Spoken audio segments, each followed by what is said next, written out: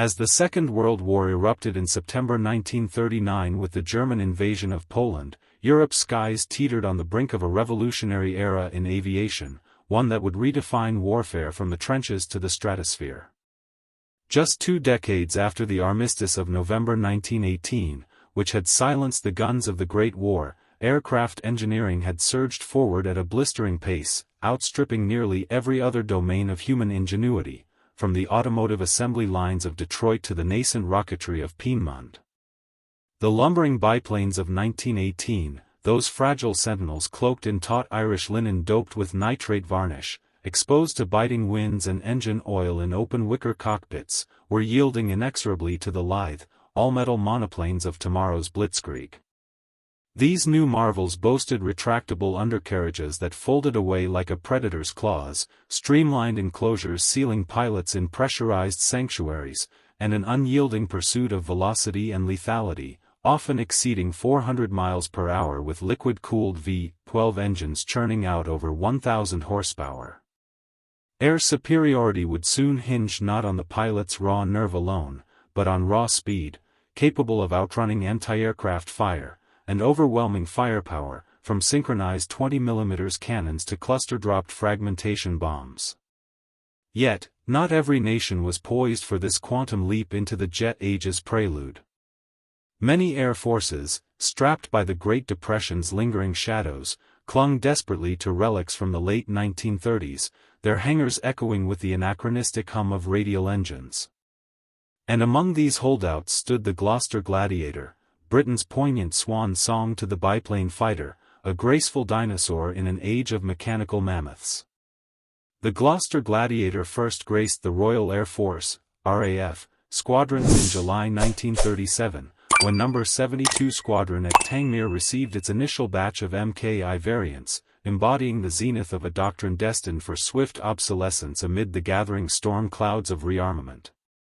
Born from the drawing boards of the Gloucester Aircraft Company in Hucklecote, Gloucestershire, the same innovative forge that had birthed the sinewy Gauntlet Interceptor and the pugilistic Gamecock of the 1920s, this biplane was a desperate, almost elegiac bid to wring every ounce of vitality from a waning paradigm that had ruled the skies since the Sopwith Camel and Fokker WWII.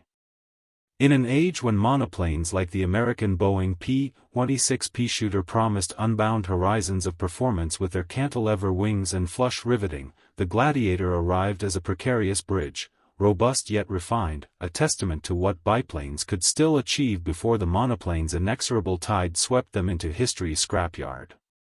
At its heart thrummed a Bristol Mercury IIIA or 4 9-cylinder radial engine, air-cooled and supercharged, belting out 830 to 890 horsepower and propelling the 4,500-pound airframe to a respectable maximum speed of 253 miles per hour, 407 kilometers per hour, at 14,000 feet, with a service ceiling soaring beyond 32,000 feet, 9,800 meters, on a good day with oxygen masks strapped tight.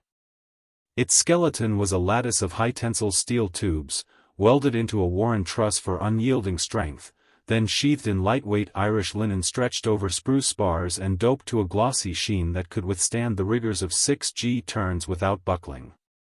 Pilots rhapsodized about its docility in hushed wardroom conversations, a gentleman's aeroplane, endlessly forgiving in stalls that whispered rather than snapped, responsive in aileron rolls that executed in under 3 seconds, and peerless in the serpentine ballet of low-speed dogfights where wing loading of just 22 pounds per square foot allowed it to carve tighter circles than any contemporary monoplane.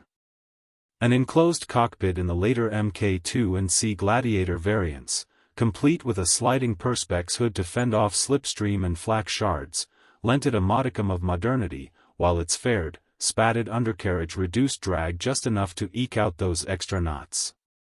Armament was straightforward but surgical, 2 synchronized 0.303-inch Vickers machine guns in the upper wings, firing through the propeller arc without interrupter gear, augmented in some export models by 2 more in the fuselage for a quartet of chattering Brownings. But time, that relentless foe, was a cruel adversary even in peacetime trials.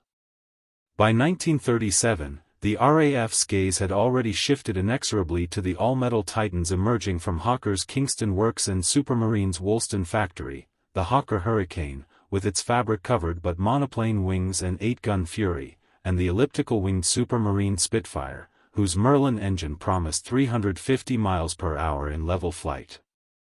The Gladiator, bereft of retractable gear that would have shaved 20 miles per hour off its drag, and hampered by parasitic interference from its dual N-type struts and overlapping biplane wings, whispered of antiquity like a cavalry saber in the tank age. Fixed undercarriage wheels snagged precious airspeed in dives, fabric skin quivered under the strain of modernity's gales, prone to tears from shell splinters or Arctic hoarfrost. Yet Britain, still mending the fiscal scars of the 1931 crash and the Abyssinian farce, could ill afford to shelve its 200-odd airframes gathering dust. Squadrons like No. 80 at RAF Wittering adopted the Gladiator as a stopgap guardian, its olive-drab fuselages patrolling the channel while Hurricanes rolled off shadowed assembly lines at a rate of 300 per month by 1939. For fledgling aviators straight from the de Havilland Tiger Moth's gentle croon, many of them wide-eyed lads from Eton or the grammar schools, it was an indispensable tutor, instilling the visceral instincts for deflection shooting, high-G barrel rolls up to 250 feet per second, and instinctive combat weaves that would later save lives in the cauldron of the Battle of Britain, where over 2,900 pilots would earn their wings in the fire. When war's clarion sounded on that fateful September morning, with Luftwaffe Ju-87 Stukas shrieking over Warsaw, the Gladiator had already abdicated its throne as Britain's premier interceptor, relegated to the fringes where desperation met raw ingenuity in the theater's unforgiving script.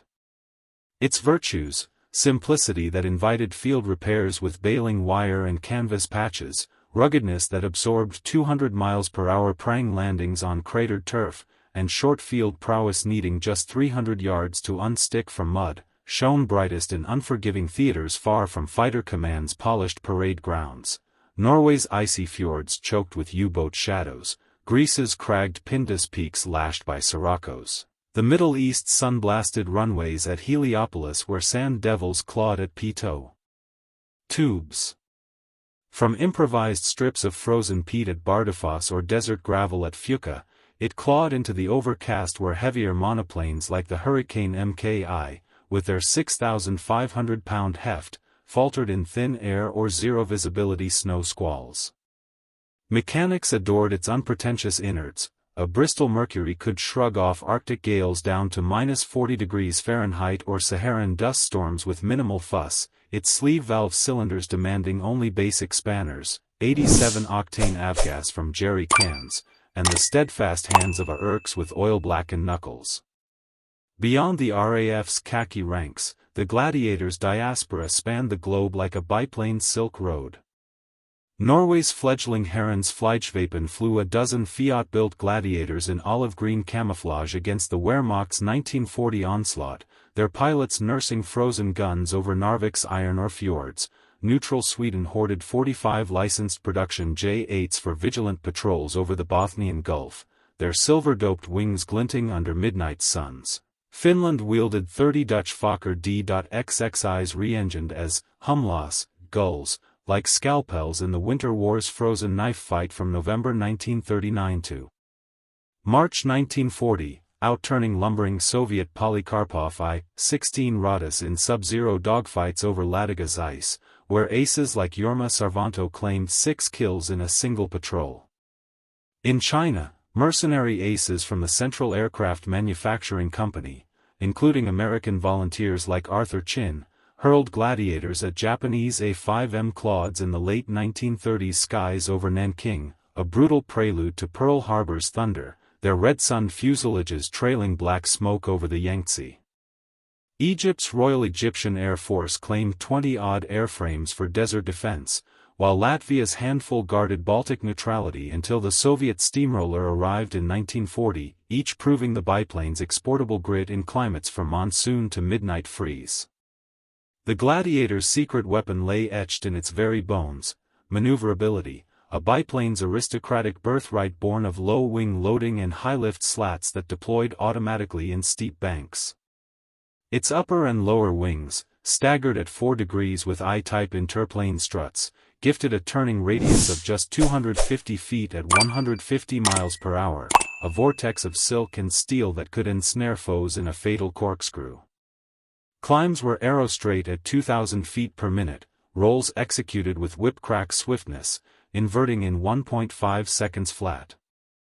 In the vice of a dogfight, where velocity bowed to finesse and energy states trumped straight-line sprints, it could bamboozle a pursuer twice its speed, luring them into a merry-go-round of defeat with Immelmann reversals or Chandelle climbs that bled enemy altitude like a surgeon's lancet.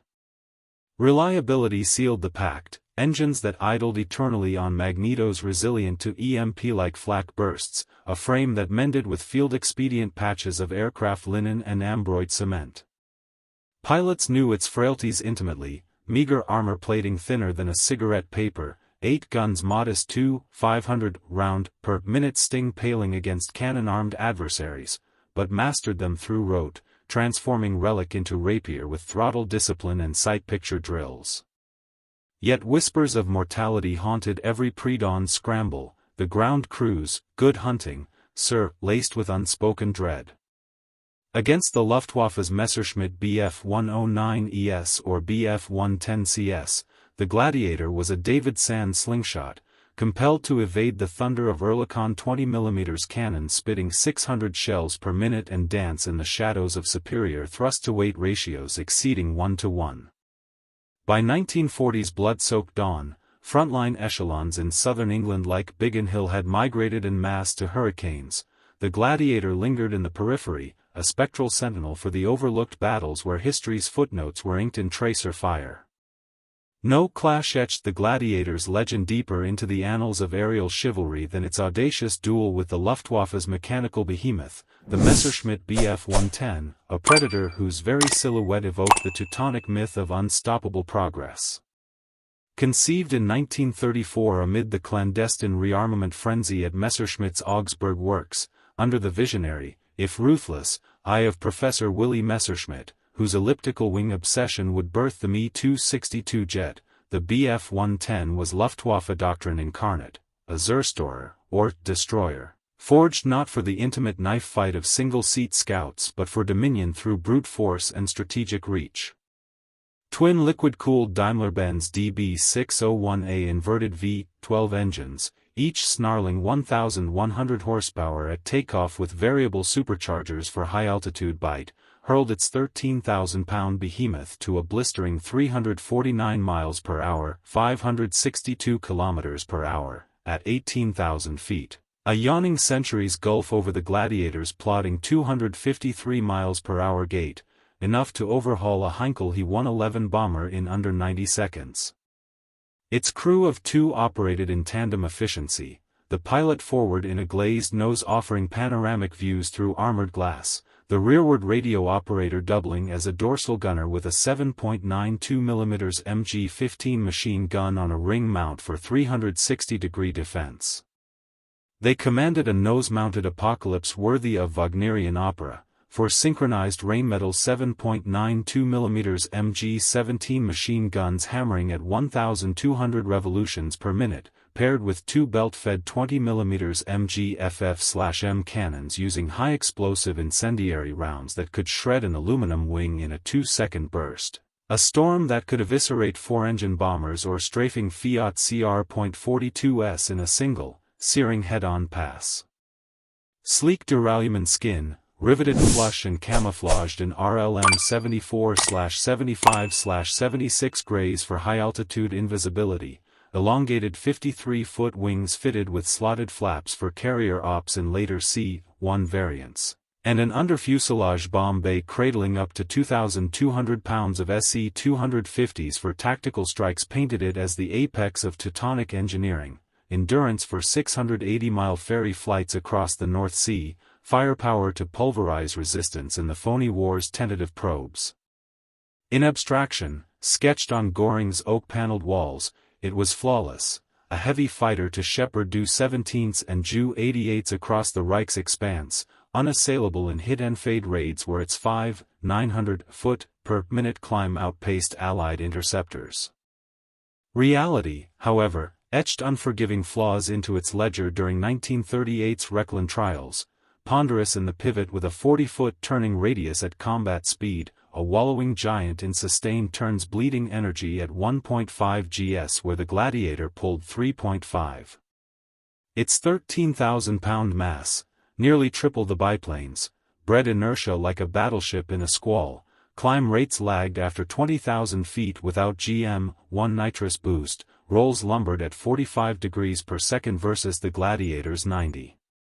Against lithe adversaries, the Spitfire's 1,200 horsepower Merlin Scalpel or even the Gladiator's guileful Barnstormer, it faltered catastrophically when the furball tightened into a swirling melee, trading velocity for vulnerability as stall warnings wailed at 120 knots. The Bf-110's baptism of fire in September 1939 over Poland burnished its laurels with 20 confirmed kills in the first week alone. Speed pulverized antiquated PZL P.11s like chaff, range-stitched the Blitzkrieg's seams from Warsaw to Warsaw's ruins. In April 1940, as Fallschirmjäger in Screaming Eagles descended on Oslo's frozen docks and panzers of Gruppe XXI prowled the fjords in salt spray geysers, Zerstorer like ZG-76 prowled the firmament from Stavanger's sodden fields, escorting Ju-52 transports laden with 2,000 paratroopers and pummeling any interlopers with cannon thunder. Norwegian skies, a labyrinth of granite spires thrusting 5,000 feet from sea level and mist-shrouded inlets veiling U-boat pens, should have been a playground for such predators, their radar-directed sweeps pinning defenders like butterflies. The Allied defenders? A motley cadre of 18 Gladiators from RAF No. 263 Squadron under SQN LDR Patrick Jameson, plus Norway's scant fleet of 6 Gloster-built machines, biplanes that, to German eyes scanning through Zeiss binoculars, evoked Verdun's 1917 ghosts in their khaki cowlings, not 1940's vanguard of V-1 precursors. Over Lesjaskogsvatnet Lake on April 25, 1940, a glassy highland tarn ringed by snow-capped birches and peat bogs that swallowed crashed wrecks whole, fate scripted an upset for the ages that would echo through squadron ORBs like a Homeric lay. Flight Lieutenant Richard "Dickie" Lee, a 28-year-old pre-war ace from No. 1 Squadron honed on Hawker Furies and gauntlets over India's northwest frontier, rocketed his Gladiator MKIN 5903, serial letters faded under salt crust, into the fray from Lesjaskog's improvised grass strip, Singleton against a Bf-110 patrol from 4/ZG-76 vectored in to strafe Norwegian ski troops. The German crew, Oberleutnant Martin Lutz and his observer Lieutenant Max Stedding, ensconced in their silver bullet cockpit amid the acrid tang of hot oil and cordite, spied the archaic intruder climbing from a thermal updraft with the disdain of victors appraising museum curios, a fabric phantom 150 miles per hour its inferior, its pipsqueak Brownings a feather duster to their howitzer chorus. Escape seemed trivial, a mere throttle-forward dash to 300 miles per hour, pursuit, superfluous against such chaff. Terrain, that great leveler of hubris, intervened with fjord-flanked valleys whose sheer basalt walls choked straight-line dashes to 200 miles per hour max, funneling the duel into a corkscrew arena of 1,000-foot ceilings where mass meant manacles and the Bf-110's 16-foot propellers clawed air like a drowning man.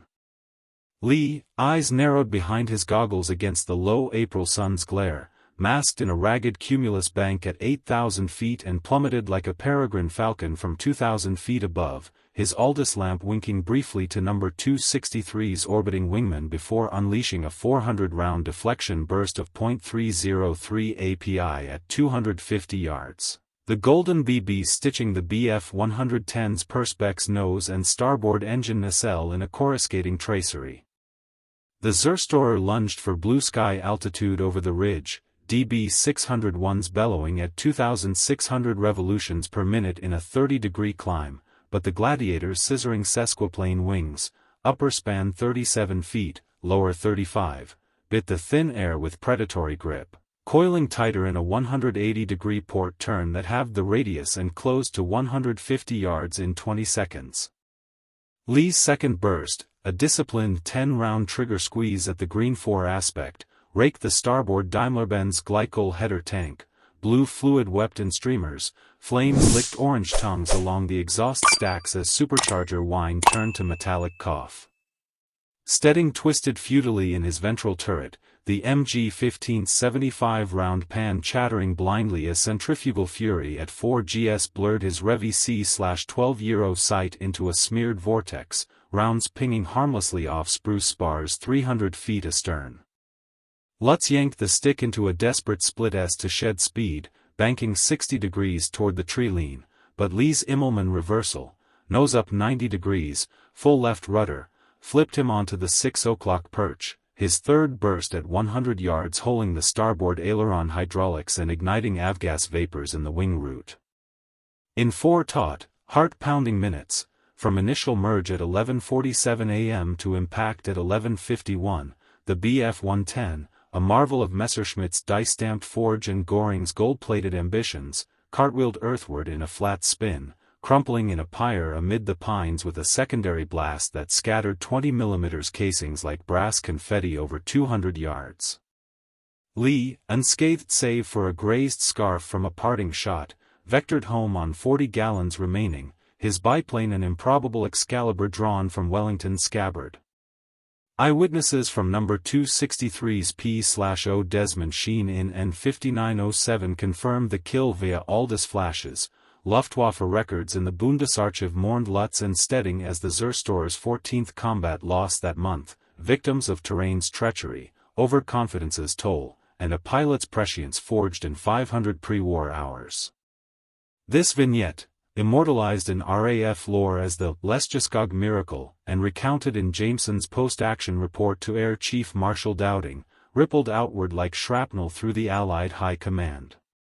For airmen reeling from the phony war's inertia and Dunkirk's debacle, it was elixir for the soul, proof that guile, with a 10:1 thrust disadvantage, could geld Goliath in the furball's frenzy. Luftwaffe tacticians in Berlin's Bendlerblock, poring over lost ledgers, recalibrated Zerstorer sweeps with standing orders for biplane hedgehog formations, loose ovals to deny turning traps, wary of old crows cawing defiance in tight skies. Symbolically, it crowned the Gladiator eternal, not as dusty exhibit in the Imperial War Museum, but as living parable. Machines evolve with slide rules and wind tunnels, but mastery endures in the sinews of the man at the stick. Norway's saga, with its tally of 5 Bf-110s and 3 He-111s down for 8 Gladiators lost to flak and fuel starvation, was but one verse in the Gladiator's epic ballad of reluctant heroism. In Greece's 1940-41 crucible, amid the olive groves and goat paths of the Albanian front, 20-odd airframes from numbers 80 and 112 squadrons, flown by South African Marmaduke Pat Paddle, who would amass 50 kills before his end, tangled with Regia Aeronautica's Fiat CR.42 Falcos in biplane bloodbaths over Larissa, their mountain thermals favoring the Gloster's pirouettes at 15,000 feet. Paddle's scalps included 5 CR.42s in a December 1940 melee, staving off Mussolini's Alpine Eagles until the Wehrmacht's Fallschirmjäger shadow loomed in April 1941, forcing evacuation via the Peloponnese's bomb-pocked ports. Malta's siege etched the indelible in siege ink, in June 1940, as Italian CR.42s and BR-20s hammered Valletta's honey-hued bastions, 3 battle-worn Gladiators, L-9042 dubbed Faith by F/O Peter Uchida, N-5520 Hope under F/O George Burgess, and N-5714 Charity piloted by F/O Leonard Barnett, defended the Crown Colony from Hal Far's pitted coral runways, their undercarriages caked in 110 degrees Fahrenheit bitumen. In 17 frantic days, they savaged 14 SM.79 Sparvieri and 2 Fiats for 2 losses, their combined 18 kill tally, shared with incoming sea hurricanes, a beacon amid the blackout curfews and rationed spam. Winston Churchill dubbed them the Three Musketeers, in a June 18 dispatch, their fabric wings fraying under 40 mm Bofors bursts yet unbowed, inspiring frescoes in Dinah's Cathedral. North Africa's sands claimed dozens more in the 1940-41 seesaw with Italo-German axes from Sidi Barani to Tobruk. Gladiators from numbers 3, 33, and 213 squadrons, their cowling sand-blasted to ochre ghosts, harried CR.42s and early Bf-109Es in dawn patrols over Gazala, their dust-caked Mercuries unfazed by 120 degrees Fahrenheit infernos that seized hurricane carburetors. Wing Commander, Paddy Dunn's 112 Squadron notched 15 kills in January 1941 alone, executing recon sweeps over El Alamein, bomber intercepts on Rome-bound Savoy Marquettes, and troop escorts for the 7th Armored Division's Desert Rats, humble tasks of 200-mile round-robins executed with Elan until Curtiss Kittyhawks eclipsed them in 1942's monsoon of metal. Exported kin fared with equal tenacity. Finland's 30-odd Swedish-built Humlas, with their ski undercarriage for snow ops, shredded 25 Soviet Polykarpov I-153 Chaikas in 1939-40's gelid grapple over Suma, aces like Aino Ilmari Judalainen, Europe's top biplane scorer with 94 kills, weaving wizardry in -30 degrees Celsius visibilities where frostbite claimed more fingers than flak. China's American volunteer group Precursors, under Claire Chennault's tutelage at Kunming, flew 36 Gladiators against Mitsubishi A5MS over Hankow in 1938, their shark-mouthed noses precursors to the Flying Tiger's thunder, downing 8 for 5 losses in hit-and-run ambushes that bloodied the IJN's carrier wings. The Gloster Gladiator, 1,500 produced across MKI, Mk2, and Naval Sea variants from July 1937 to February 1941, with licenses in Denmark, Latvia, and the Philippines, fated by mid-1942, ceding squadron sheets to monoplane legions like the Bell P-39 Airacobra and Hawker Typhoon, its last RAF sorties as target tugs over the Hebrides. Yet its ledger endures indelibly, over 100 confirmed victories from Arctic squalls to Aegean eddies, a 4-to-1 kill ratio in Finnish hands alone, and a service record spanning 15 nations in 6 languages of camouflage. It was the RAF's last biplane, the war's improbable underdog in its drab green and brown temperate land scheme, a canvas where human artistry, honed in the Oxford University Air Squadron or pre-war Schneider Trophy races, outshone the industrial forge of Vickers Armstrongs and Heinkel. In an age of assembly line Armageddon, where 100,000 aircraft would darken the skies by 1945, it whispered that obsolescence is negotiable, with audacity as collateral, and a pilot's prayer to the slipstream. The Gladiator reminds us, in the hush of Duxford's hangars today, skies are not conquered by horsepower alone, nor by the slide rule certainties of wind tunnel profits, but by hearts that refuse the horizon surrender, turning relics into legends one defiant loop at a time. Its story, from Norwegian valleys where trolls still whisper of fallen eagles to Mediterranean mirages shimmering over Malta's rock-hewn scars, endures as aviation's ode to the anachronism that dared, and won, against the odds of history's remorseless march.